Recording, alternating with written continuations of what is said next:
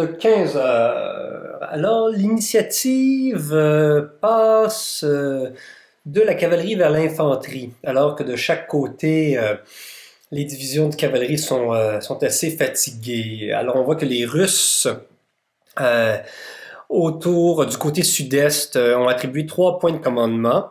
Un au détachement de Markov, un à la 8e division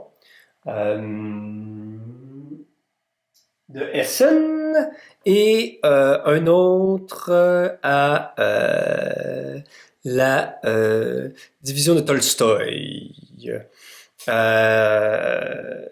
Les Cosaques de Platov, eux, n'ont pas réussi à s'activer et la cavalerie de Golitsyn n'a pas reçu de point de commandement.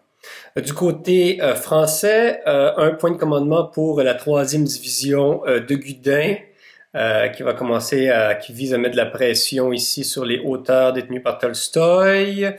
Il y a aussi le seul point de commandement pour de la cavalerie lourde de les cuirassiers de Daudepoul ici.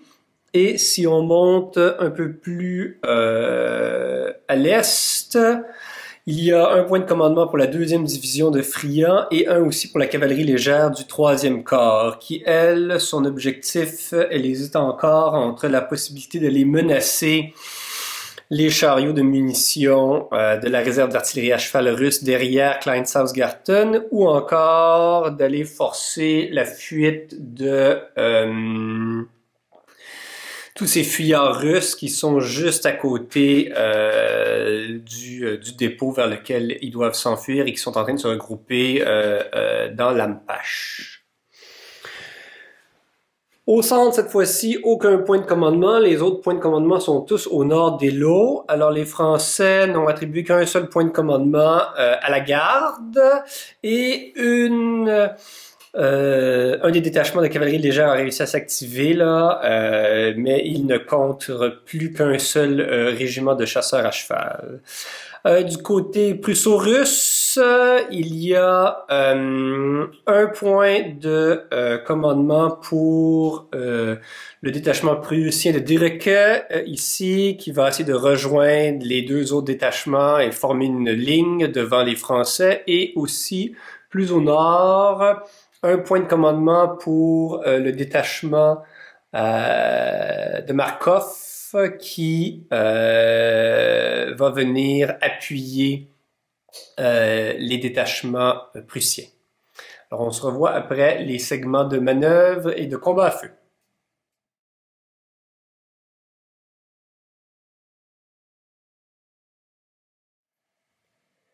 Alors, beaucoup d'actions lors de ce tour de 15 heures. D'abord, très tôt dans le tour, il y a eu l'activation de Gudin, qui a décidé de laisser encore du temps à toutes les batteries d'artillerie à cheval russes pour continuer d'affaiblir la division de Tolstoï, et a seulement fait avancer ses troupes, n'a pas déclaré aucun assaut. Et ce fut la bonne décision en rétrospective parce que tout le tir de batterie a créé beaucoup de pertes dans la division de Tolstoï, et en particulier une blessure très grave à Tolstoï qui fait qu'il ne sera de retour sur le champ de bataille, une blessure à la jambe, que à 20 heures, donc au tout dernier tour du combat.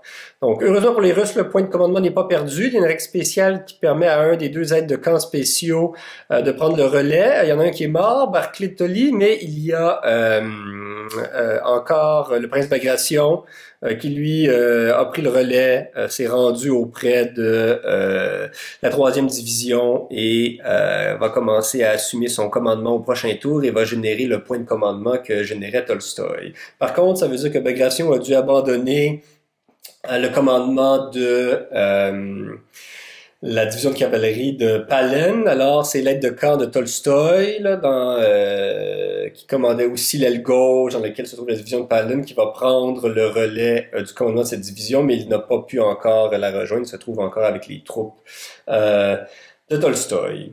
Un peu plus au nord, il y a juste une division de cavalerie française qui s'est activée, c'est celle des Dragons de Daudepoul. Ils ont eu des succès mitigés.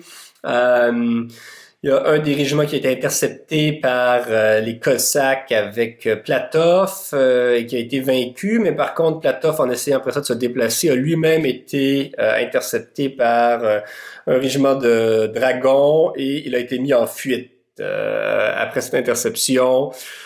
Certains Cosaques ont réussi à mettre en fuite à repousser les lanciers polonais. Un autre régiment a été repoussé par des hussards russes. Et D'autepoul lui-même a subi une perte en passant au-dessus d'un carré, mais même à une case de distance, le régiment ici russe, avant que Bagration arrive, a réussi à former un carré. Donc, D'autepoul s'est seulement retiré à ce moment-là. Un peu plus au nord-est, voilà. Malheureusement, Davout a connu encore des difficultés à atteler la batterie d'artillerie qu'il commande, donc elle n'a pu avancer que d'une case, qui a retardé un peu son plan, le plan de la division Friant de commencer à prendre les Russes par le flanc. Et beaucoup plus au nord, la cavalerie légère du troisième corps, elle, s'est déplacée pour faire fuir hors du champ de bataille le groupe russe ici qui s'est regroupé autour de Lampa, étant donné que leur dépôt est juste ici. Donc, ils causent un peu des problèmes aux Russes de ce côté-là. Derrière la première ligne russe, la 8e division de Hessen a commencé à se déployer. D'ailleurs, ces 3 batteries d'artillerie, une ici, une deuxième ici, une troisième là, sont toutes déployées maintenant. Donc, ils vont pouvoir commencer à former une deuxième ligne de défense. Au nord, peu d'action, outre que les Français ont continué à faire des dommages avec leur artillerie, et en particulier, il y a une batterie qui était encore attelée ici de la 4e division qui a été tuée, et ce faisant, l'aide de camp de la 4e division a également été tuée. Les Prussiens ont réussi à déployer leur 3e détachement pour se joindre aux 2 autres et forment maintenant une belle ligne devant la cavalerie légère française.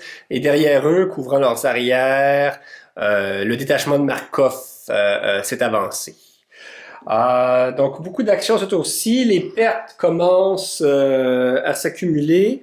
On voit ici les pertes pour le tour jusqu'à maintenant. Donc les Français ont perdu un régiment de dragons. C'est un bot de dragons de cuirassiers, pardon, qui a combattu contre les Cosaques de Platov et après ça a subi du feu de l'artillerie à cheval, donc ça l'a éliminé. Les Russes ont perdu dans le régiment de Tolstoï, dans la division de Tolstoï, un bataillon de grenadiers. Il y a Tolstoï lui-même qui est blessé, l'aide de camp du 4e corps, une batterie d'artillerie du 4e corps, et il y a aussi un régiment de Cosaques de la cavalerie de Korpf qui a été anéanti par le tir de l'artillerie de la garde. Alors beaucoup d'actions, il va y avoir beaucoup de ralliements à faire et des troupes qui vont fuir probablement hors du champ de bataille, donc on se revoit après le segment de réorganisation.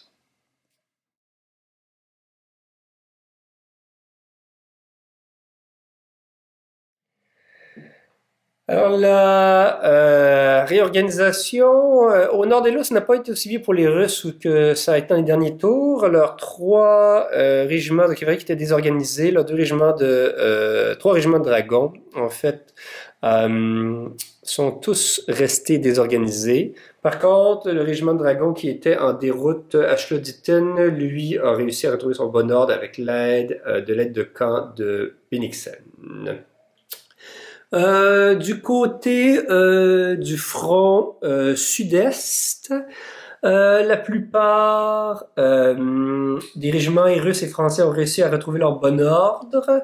Il reste 2 régiments de dragons français qui sont encore en déroute. Du côté russe, au centre, il reste Platov qui n'a pas réussi encore à rallier son régiment de Cosaques, et aussi ici un régiment de hussards russe qui est en déroute. Et Bennigsen a réussi à rallier une artillerie à cheval ici. Il reste un autre régiment de hussards en déroute, mais ce qui fait plus mal aux Russes, c'est que la présence de la cavalerie légère française du 3e corps a forcé plusieurs régiments à quitter le champ de bataille. Et voici tout ce qui a quitté le champ de bataille. Donc on voit 2 régiments de dragons, 2 régiments de cosaques et une batterie d'artillerie à cheval. Donc ça a été un tour assez difficile de ce côté-là pour les Russes. Donc on arrive au lancement de la météo pour le tour de 15h20. Et nous avons tenu un 3, moins 3, ce qui nous fait 0, alors on garde le temps dégagé. Alors on se revoit à 15h20.